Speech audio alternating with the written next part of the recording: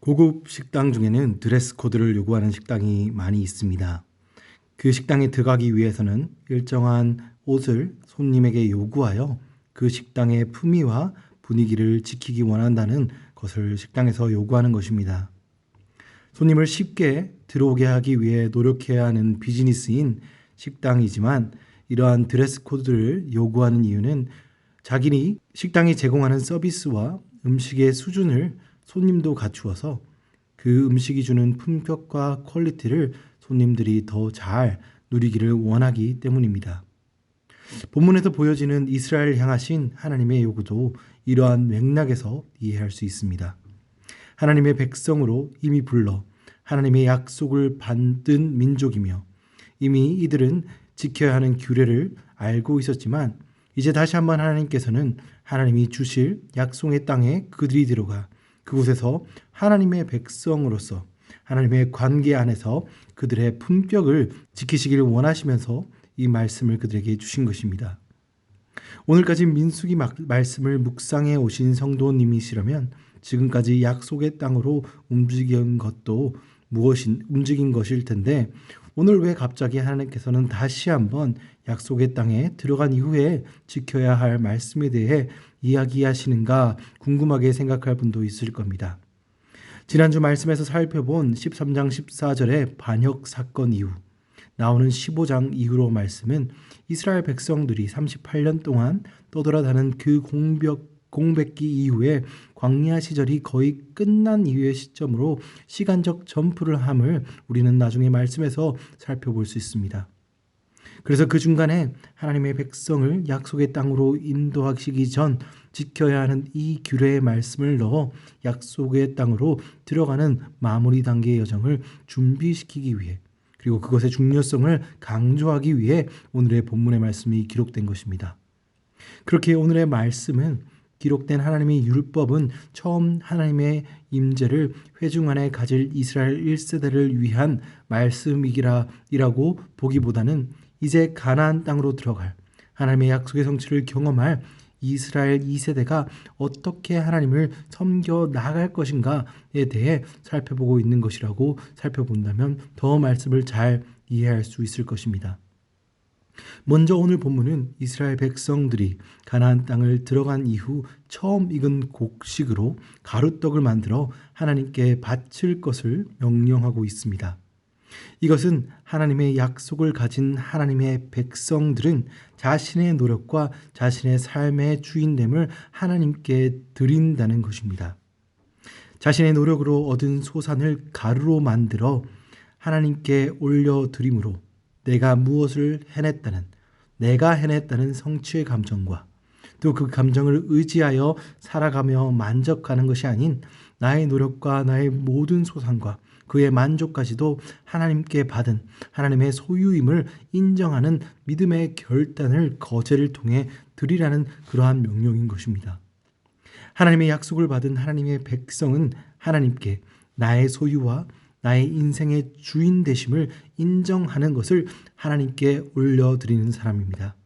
내가 노력해서 내가 얻은 것이 아닌 하나님의 임재와 도우심과 하나님의 지켜주심이 내 삶에 있었기에 내가 가진 것이 가능하였다는 것을 인정하는 사람이기에 내가 노력하여 얻은 소산이라고 할지라도 그것이 하나님의 임재와 도우심 가운데 가능하였다는 것을 인정하는 것을 보일 수 있는 그러한 거제의 감사를 드릴 수 있는 사람이라는 것입니다. 삶에 열심히 있는 사람일수록 또 신앙에 열심히 있는 사람일수록 이러한 나의 소유와 나의 노력까지도 하나님께 속한 것을 잊어버리기가 쉽습니다. 왜냐하면 그러한 사람들은 나의 노력과 나의 산물로 얻은 소유를 가치가 있는 것으로 여기는 사람이고 소중한 것으로 여기는 사람이기에 그 가치를 알고 있는 사람이기에 그것을 하나님의 자리와 바꾸고 싶어하는 유혹과 시험에 노출되어 있기 때문입니다. 특히 우리들 같은 경우에 이민 생활 가운데 이뤄내는 아메리칸 드림과 또 자식들의 성공은 하나님의 축복이라고 인정하지만 그것이 나의 노력과 나의 실력이 된 것이라고 하나님 대신 자랑하고 싶은 유혹이 될 수도 있는 것입니다. 사랑하는 성도 여러분, 오늘 말씀을 묵상하며 나의 모든 것이 하나님이 시작되고 하나님께 속해 있음을 다시 한번 기억하게 되시는 성도님들이 되시길 주님의 이름으로 소망합니다. 두 번째로 22절부터 29절 말씀은 부지 중에 범한 죄를 하나님 앞에서 속죄하길 원하시며 하나님께서 모세를 통해 이스라엘께 속죄제를 드릴 것을 명령하고 있습니다. 각 회중들이 부지간에 죄를 범한 것과 이스라엘 자손이 부지 중에 죄를 범하고 그 회중 안에 거류하고 있는 타국인도 부지간에 범한 죄를 하나님께 드릴 제사를 통해 씻음 받기를 명령하시어 그 죄를 속죄할 것을 오늘 본문 가운데 명령하고 있는 것입니다. 하나님의 약속을 가진 백성과 하나님의 약속의 땅에 거주하는 모든 사람에게 하나님의 거룩함을 유지할 의무가 그들에게 주어진 것입니다. 거제로 드렸던 곡식의 제사가 약속을 받은 하나님의 백성이 행해야 할 행동 규범이 있다면 그 거룩함을 유지하기 위해 드리는 이 부지간에 알지 못하고 지은 죄까지 하나님 앞에서 회개하며 하나님의 백성으로서의 삶의 기본 자세를 유지할 것을, 자격을 획득할 것을 이들에게 명령한 것입니다. 오늘날 우리에게도 이러한 의무가 있습니다. 하지만 하나님의 약속을 알지만 우리의 육체의 연약함으로 인해 항상 우리 안에 있는 남아있는 죄성 가운데, 죄 가운데 넘어지는 우리의 모습을 본다면 이것은 이루기 불가능한 일처럼 보일지도 모릅니다. 하지만 우리에게는 성령의 도우심이 있음을 기억하기 원합니다. 항상 말할 수 없는 탄식으로 우리 가운데 기도할 것을 알려주시고 그 성령의 세밀한 음성으로 우리를 도와주시고 그 음성을 의지하여 예수 그리스도의 보혈의 공로로 우리 앞에 나아갈 때, 우리가 그 앞으로 나아갈 때 우리는 하나님의 백성으로서의 거룩함을 유지할 수 있음을 기억해야 합니다.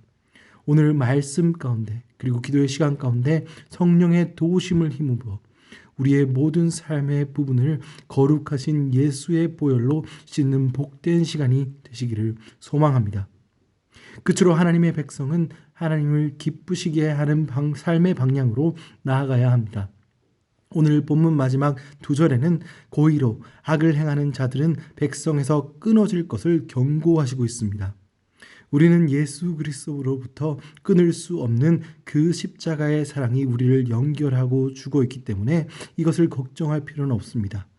그렇기에 우리의 삶은 하나님의 말씀을 향해 나아가며 하나님께 더 가까이 나아가기를 소원할 수 있는 기본적인 자세가, 기본적인 조건이 갖추어진 것입니다. 그렇기에 우리의 모습은 결코 완벽할 수는 없지만 하나님의 백성으로서 하나님께 더 가까이 가기를, 그리고 그 거룩함에 이르기를 소원하는 것은 우리의 특권이자 하나님께서 그의 백성에게 요구하는 것임을, 소원하는 것임을 기억하시길 주님의 이름으로 소망합니다. 사랑하는 성도 여러분, 이스라엘 백성들이 약속의 땅으로 들어가기 전 하나님께서 그들에게 거룩을 명하신 것처럼 우리도 하나님의 사명받은 자로서 우리의 삶의 주인이신 하나님을 인정하며 성령의 목소리에 귀 기울여 주님의 거룩함을 겸비한 주님의 소명받은 백성들이 되시길 주님의 이름으로 축원드립니다. 이 시간 같이 기도하시기 원하는데요. 이 시간 가운데 우리 가운데 하나님의 자녀로